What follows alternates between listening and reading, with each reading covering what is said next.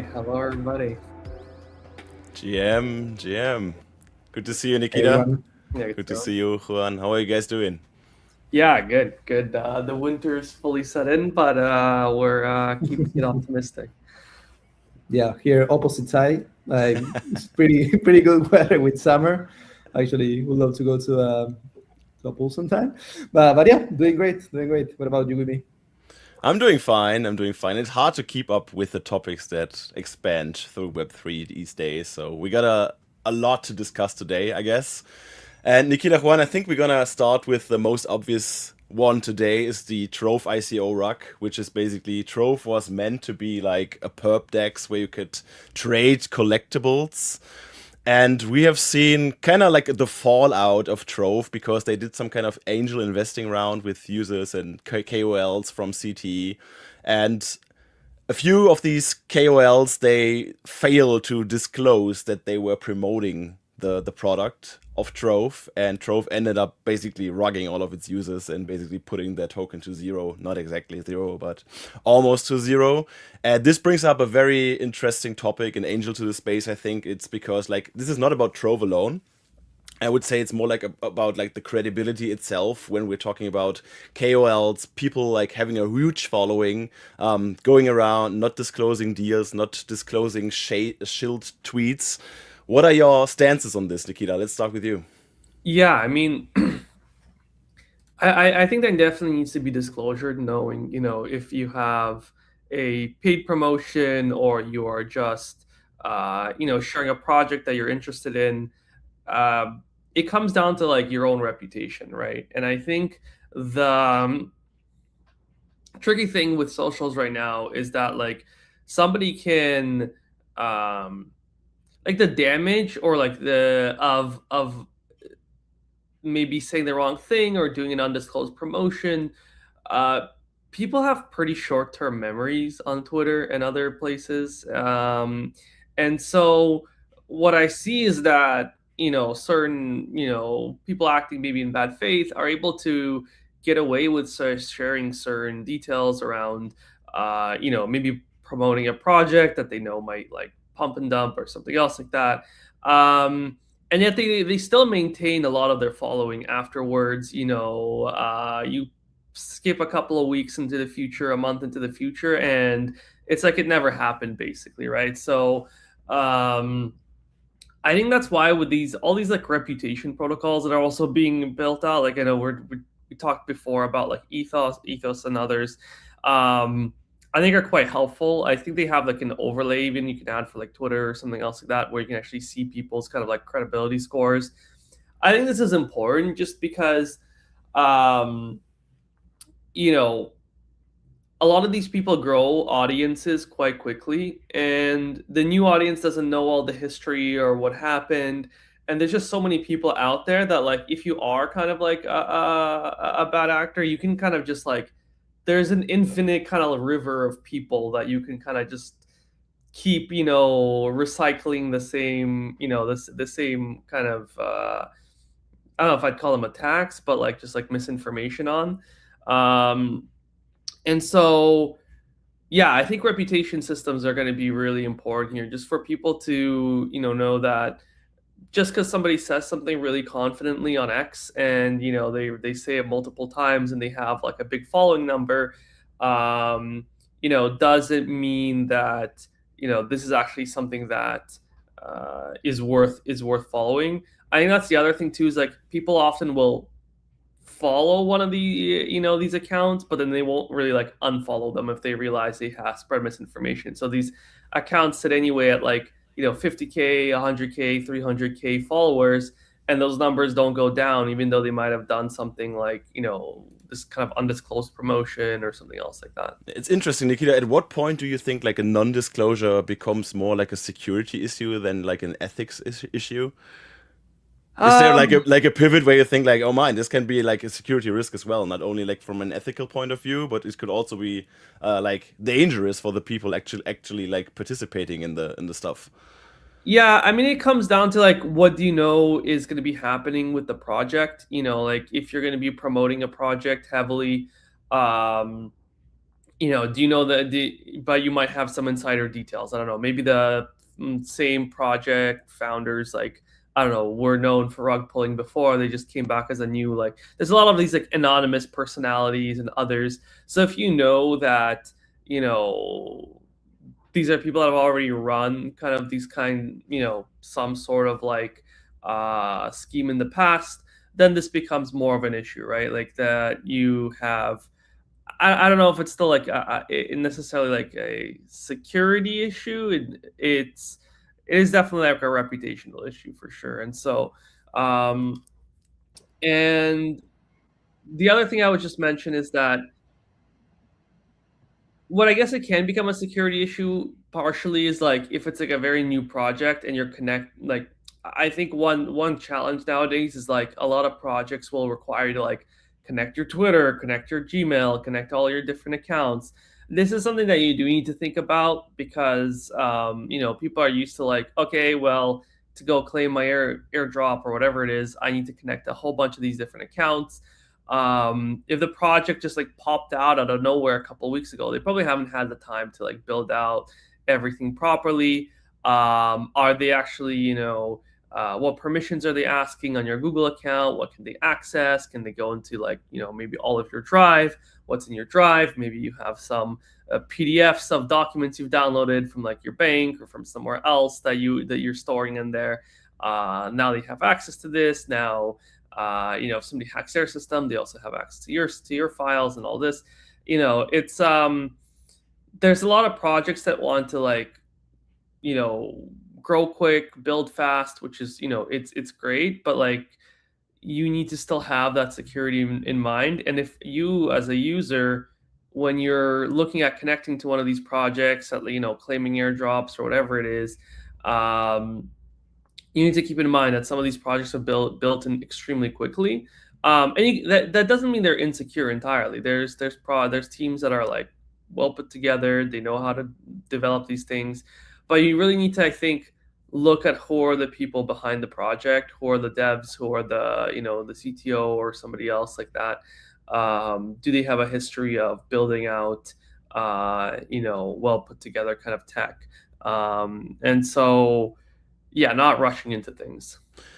It was interesting because I saw like on CT, like some people mentioned that this guy who founded the protocol, they actually were like visiting Token 2049, if I had it correctly. Like they were actually like showing up in person and chatting to people, which is like a bit off the charge. Like if you're trying to rock someone, yeah, I would say you probably try to do it anonymous, but not visiting conferences and showing up like, hey, I'm the CEO of this protocol, and maybe taking photos with people. It's like it's a bit crazy, to be honest. Yeah. And I would want to see. I mean, I think there is one thing to be said was like, was this a rug or was this just like a very poorly executed like strategy as well, right? There is always the danger of that, and this again why you need to look at like the past of these of the people involved. Have they ever done something similar before?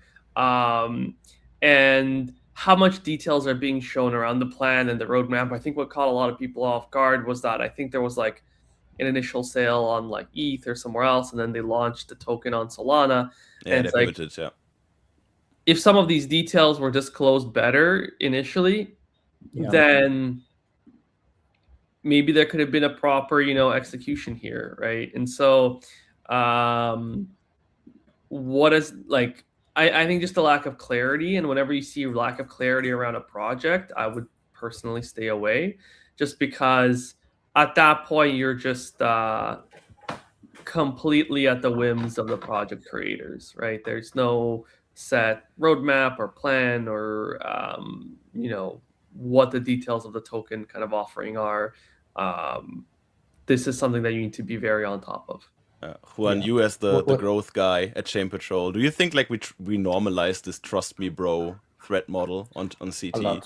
A lot, yeah. And I say that actually what Nikitas just mentioned made me remember that in like 2021 launches, 2020, 2021, 2022, most of the people that were involved in launches actually asked for like KYC certificates of founders. So for example, in any like rug pull scenarios, the people that secured and provided that certificate actually will provide like the information, like the passport information from the founders and all of that, so they can like not get with their own and just have some legal consequences.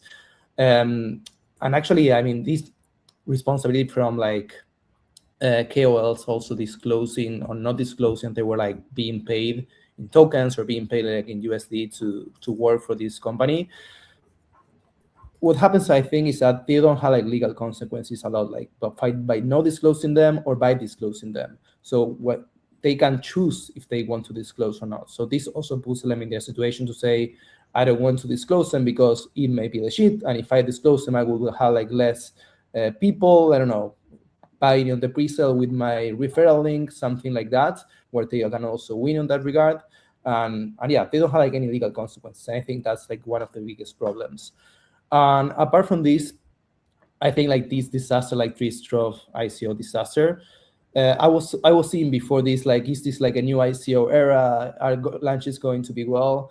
Like, is like this a new narrative that can reignite again after like 2018 launches and ICOs in general? And I would say this puts the scenario in a pretty difficult spot, not only for Draw, but I saw like some different failed launches like on races that teams wanted to do as well. So I think this Draw actually puts like a really big stick on the road for any teams and wanting to make like ICOs, right? Like people will be much more suspectful of the team that is basically running this. Is this legit? Is this not legit?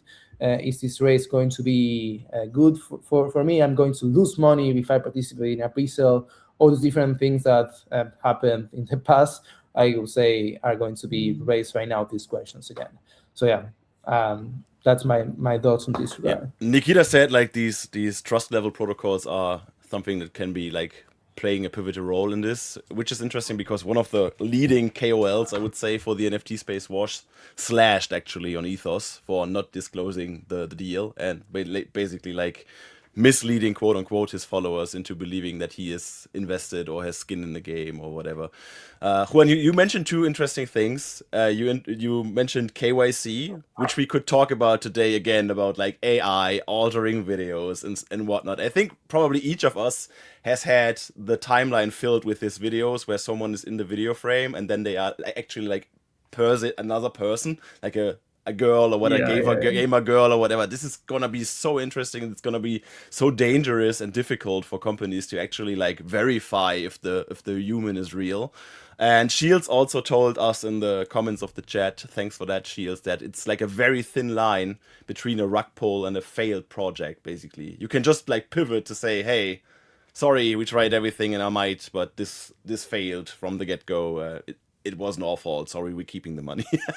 Which they basically did over there. I think they bagged millions, but let's just not talk the details, I guess. Yeah, I mean, I think on the topic of, the KYC side that, we're discussing is that I think it is like, it's very expected and required of, many users, right? Like if I go to use an exchange or anything else like that, I get KYC'd. But I think we aren't putting enough requirements as a community on the founders of projects to be more public, to be to have certain information known about you. I mean, it can be a personal security thing, like, you shouldn't have to share like, your address or anything else like that. But just more details and history on the founders. It's like, you need to build trust as a founder with your community, and you need to be able to show like, hey, these are the projects I've worked on in the past. This is what I've built in the past, or like maybe the jobs I've had in the past. And sharing these details will help build up like a picture of who you are as a person. And I think as community members, people need to demand this level of transparency from the projects. And the easiest way to do that is kind of just to like vote with your dollars, right? Basically, like, don't put your money into the projects where there's really not enough details about the founders or about what they've built. There are, of course, rare cases where, somebody actually uses the reputation they've built up to then go do, like some sort of rug pull. But this is fairly rare. Like, usually the people that have a good reputation in the past They care about it a lot, and they know that that's very valuable, and they don't want to lose it. So I think just like, I don't know, maybe there's an opportunity for a startup or something here that like of just like verifying project founders, even if they can't, expose all the details of, what their maybe token plan is or something else like that, advising them on what details to share, or maybe a third party that can say like, hey, yes, there will be, a proper token like rollout once it's there, and even advising them on like, if things do go wrong, what happens then? Is there a return of funds? Is there a clear path there?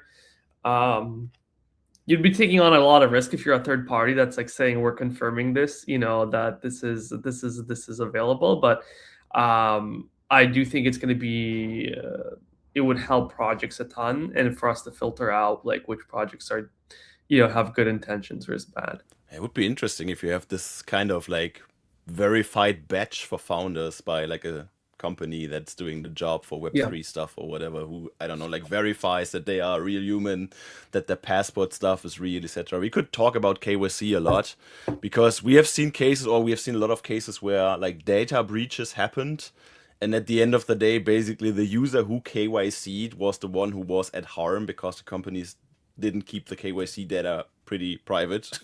So I don't know, like Discord, for example, they had this happen, I think, in support tickets, where people had like age verifications, and then they compromised a third party doing this stuff for them, and then they had access to government IDs and stuff, and which is not something you ever want. So KYC, I think it's a double-edged sword, to be honest, but because you have this part of, yeah, you need some human verification, of course, because you want to like regulate some things, but on the other hand, it puts users in dangers if it's not like done well, and this happens a lot in the space still. So it's kind of like this, like somebody needs to verify the KYC providers themselves, to be honest. Like there's been many cases shown where like many popular providers have been easily tricked with just like AI generated photos and this kind of stuff. And so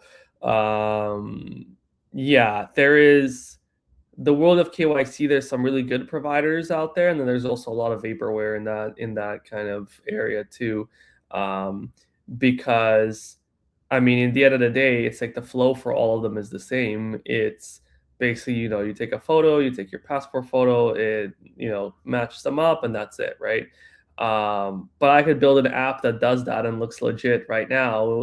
I can vibe code it in like 2 hours. It won't actually verify anything that properly, but if nobody goes and actually sits down and tests it with a variety of cases, they need something like L2 beat or something, but for these KYC providers, to see like what level of like publicly post information of like what level of attacks can they actually resist.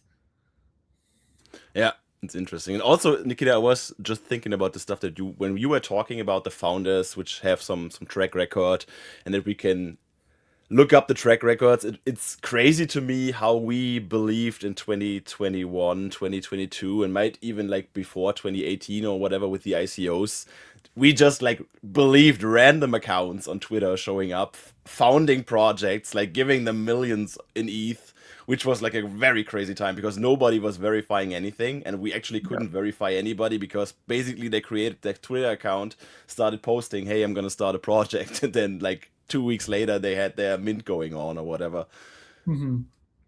Yeah, I think a lot of people got burnt during this time, and again, like magic internet money doesn't just rain out of nowhere. Like money has to come from somewhere. It has to, like if you're not creating a new if you're not creating a new good, you're not providing some sort of labor, you're not creating some sort of physical good, then you're just moving money around between people. And so, the money has to come from somewhere. And like, if you're not sure, it might be coming from you, basically. Okay, one more topic we got on the column today is the acquisition of Farcaster.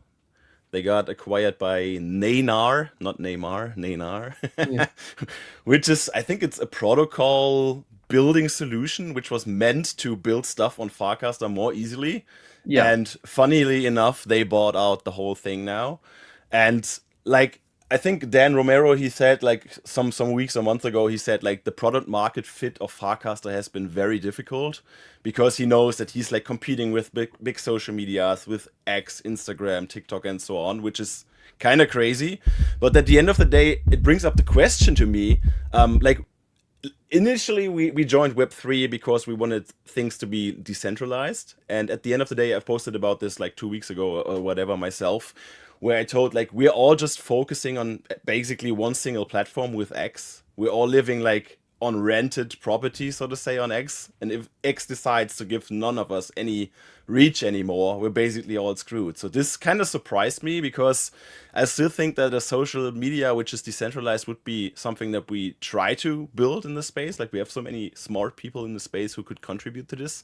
But Nikita, Juan, maybe your thoughts on this, like why hasn't it become like any popular thing just now?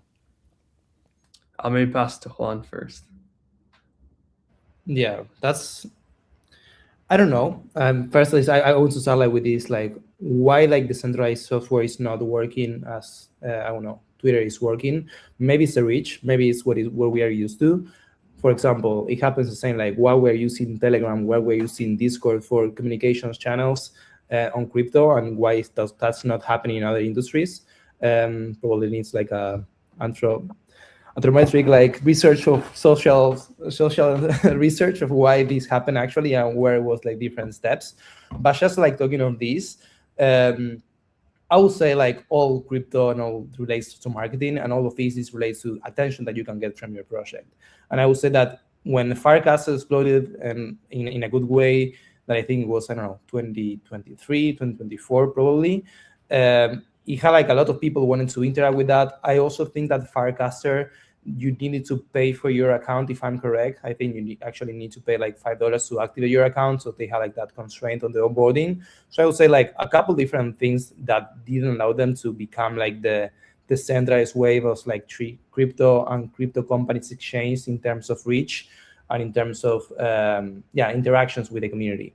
So I think maybe different reasons impacted on this, but they didn't have like traction. And right now, I don't know, like any crypto company actively posting on Farcaster as they do with X. Like all the companies are like doing more X, doing Discord, doing Telegram, and not doing Farcaster at the same pace. So yeah, I think that eventually they didn't have like the traction that they were expecting. Do you think decentralized is more of a marketing term right now, Juan? Well, I really love DeFi, so I wouldn't say it's a marketing term. And I would say that we need DeFi, and DeFi will eventually span to a lot of other industries. I actually saw like an announcement from Aave that they were going to work with a really big Canadian asset fund. So they're like expanding to other industries. And for me, decentralized also mean DeFi, so I wouldn't take that apart from them. But I think on the social media, at least, it hasn't made the impact. I don't know if it was because it was decentralized. I think it was like because it didn't have like enough traction. Like nothing allows like another company from being here, putting a lot of money into marketing and become like the next place where crypto companies start interacting with their community and with their clients and users. I think part of it too is that like it's hard to tell like if I'm going from Twitter to like Farcaster to Lens, what is the immediate difference? And the nature of social media is people want to be where their friends are or the things that the people that they follow are, right? So if like it's a very difficult bootstrapping problem, because if you go there and there's like just a lack of content, it can be tricky. I mean, you can see this in, I think, some of the streaming kind of wars that were happening, and I think maybe this was needed to be done more to bootstrap these networks. Is when Twitch and YouTube and Facebook, they were all fighting each other for streamers. And they would pay like huge deals to streamers just so they would switch over, because then if like a streamer with like, millions of followers watching them game moves from like Twitch to either YouTube, which has done well here, or Facebook, which has maybe not done as quite as well, but they still have brought in a ton of viewership over by just like doing really big deals. And now somebody's like, well, I like watching this person. If they're on Facebook, it's fine. I'll go open Facebook and watch their stream there. It's not that big of a deal. But if the streamer's not there, then there's no way I'm opening up Facebook to explore what's on the like For You feed or whatever. And so I think it's a bootstrapping challenge. And what are the benefits of having it decentralized? We're not so clear right away. I think people might see some of the benefits, like more recently, for example, on like any platform like X or others, like the algorithm is changing very regularly, and I for example feel like I'm at the whims of whatever is being like whatever like new idea they have, and like my feed changes completely drastically. There's no like consistency over the last couple of months. And at the same time, they want to experiment and optimize and all of this. But I would like to have more control over like who I'm following, what accounts I'm really like going after. And I wish that was more configurable rather than just like it relying on like what did I click like on or what did I bookmark or whatever. So I think there is a ton of benefits to decentralized social. I really wish somebody cracks this and it makes a really popular new app, but it's going to require both like the technical side to be really well executed, but also like the network building aspect to be very, very well executed. And for that, it's probably going to need another like well-funded, company. I mean, I know some people were like also criticizing Farcaster, that like, look, they raised this much money and then they had to basically just like sell off the company and all this. But at the same time, without raising this much money, it's going to be extremely difficult to get people to switch over because you need to do deals to get the writers and others to switch to your platform. And then their communities will follow you over. And I think it was also very heavily crypto focused for a long time. And I get, why they're like, okay, but this is the group of people that might switch over and be interested in Farcaster. But there was just not enough, I think, variety when you switch over to like captivate you really there. Like I'm not on X just for the crypto community. I'm there for also like, there's certain like science channel, like, kind of accounts they follow, like health accounts and all this. You also can't judge, like, you cannot dodge like any additional content on X. Basically, you get it served again and again and again if you want to or not, like politics and stuff. We all see that on the timeline probably at some day, which is interesting. But Nikita, I think like one of the big anchors is that X also has this monetization program. Yeah. Which like in crypto, like a lot of these people in crypto, they are just in for the money. And wherever there's money to be made, they just go that route. And one of that routes was InfoFi. Yeah. So basically people turned into like walking billboards on X, if you will. And last week, Nikita Beer went ahead and said, stop this. We're going to pull off the API access for these, InfoFi companies. I think like Wallchain, Kaido, others were involved too. Xeed was involved as well. And this brings the question up again.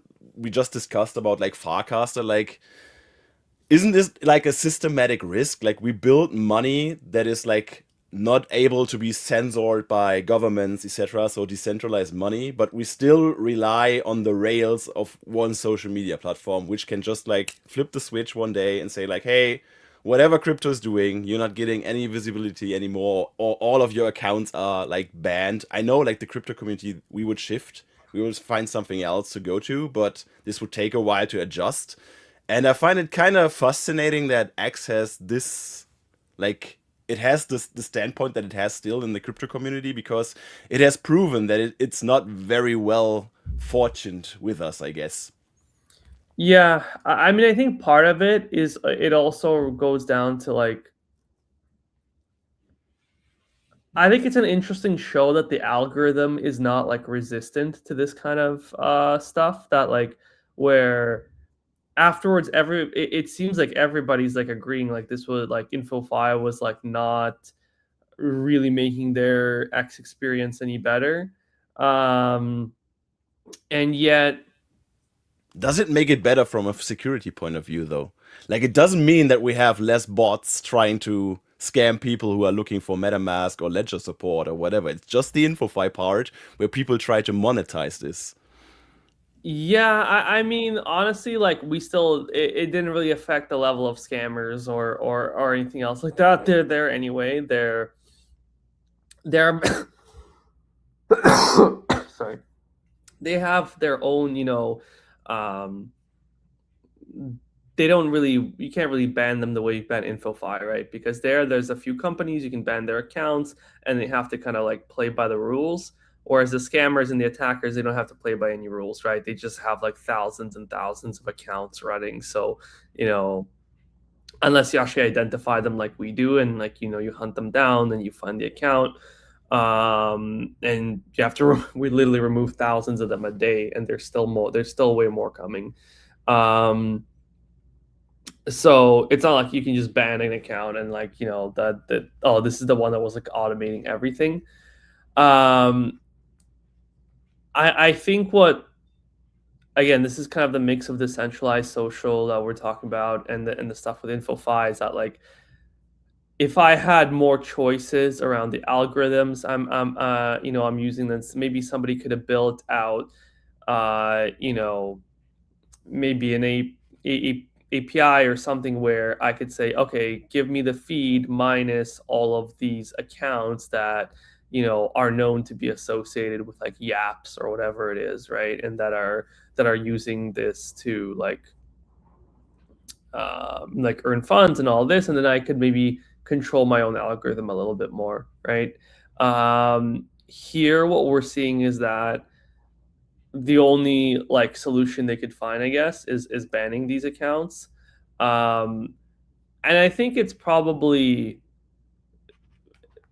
I think they probably made their kind of right decision for their platform. I think it's helped improve the feed and this kind of stuff, but it does raise questions that there wasn't really like an algorithmic way of necessarily solving this and letting the account stay. The only solution there was that basically to kick the accounts out entirely, which is I think just saying the algorithm still has a way to go. And maybe if we had many competing algorithms, there could have been another solution found. Juan, from a growth point of view, would you say that companies should start like owning their distribution themselves? Like not rely on one platform only, like we just discussed, like X, but also go to, I don't know, like LinkedIn or Instagram or whatever, like from a growth point of view from your side. Do you think that would be favorable for these companies to do that?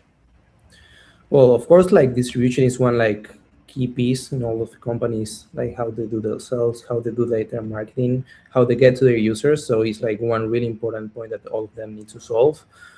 Owning 100% distribution point is quite hard. What I would say is that it's always good to have like backup plans. Like if it doesn't work, where we're going to go next, we're going to find the next batch of users.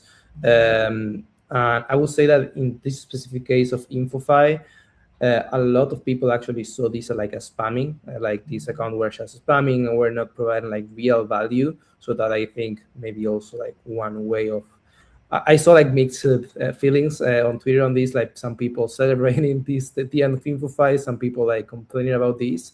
So I wouldn't say that it was like a uniform response to this thing. But yeah, in terms of distribution, I would say it's always good to have like backup plans, have like different channels where you can get to your users, and eventually, if this doesn't work anymore, or if it was your core product, you already had like a product that had like a problem, right? Like you can't rely on only one distribution channel. You need to go and expand to a lot more, so you can have like coverage from these kind of things. It's like an external risk that you can manage, and you can do different planning in order to avoid this.